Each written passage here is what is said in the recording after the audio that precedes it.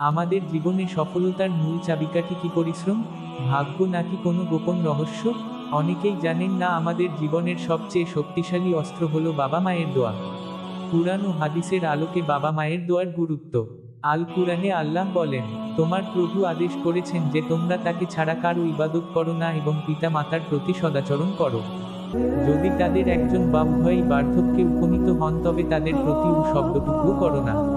সূরা ইসরা আয়াত 23। রাসূল সাল্লাল্লাহু আলাইহি ওয়াসাল্লাম বলেছেন, তিন ব্যক্তির দোয়া কখনো ফেরত দেওয়া হয় না, তাদের মধ্যে একজন হলেন বাবা মা যারা তাদের সন্তানের জন্য দোয়া করেন। একটি বাস্তব জীবন কাহিনী বলি। একজন দরিদ্র পরিবারের ছেলে ছিল যার মা প্রতিদিন তাহাজ্জুদ নামাজে উঠে তার জন্য দোয়া করতেন। ছেলেটির পড়াশোনার জন্য টাকা ছিল না, খাবারও পর্যাপ্ত ছিল না, কিন্তু সে তার মায়ের দোয়ার উপর বিশ্বাস রাখল। একদিন সেই ছেলে একটি বৃত্তি পেল, কঠোর পরিশ্রম করল এবং পরবর্তীতে সে একজন বিখ্যাত ডাক্তার হয়ে উঠল। যখন সে সফল হলো সে বলল, আমি জানি আমার এই সাফল্যের পেছনে ছিল আমার মায়ের সুসজল দোয়া। কিভাবে বাবা মায়ের দোয়া পাওয়া যায়? বাবা মায়ের সঙ্গে সদাচরণ করুন, প্রতিদিন তাদের জন্য দোয়া করুন, রাগারাগি নয়, মিষ্টি কথায় কথা বলুন, তাদের ভালোবাসুন কারণ তারা আমাদের জান্নাতের দরজা। বিশেষ কিছু দোয়া যা আপনারা বাবা মায়ের জন্য করবেন।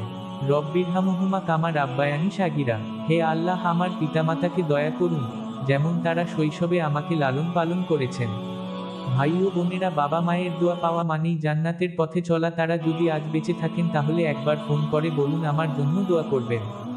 যদি তারা না থাকেন তবে তাদের জন্য দোয়া করুন, কবর জিয়ারত করুন।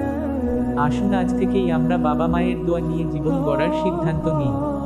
ভিডিওটি যদি ভালো লেগে থাকে তাহলে লাইক, কমেন্ট ও শেয়ার করুন। চ্যানেলটি সাবস্ক্রাইব করতে ভুলবেন না।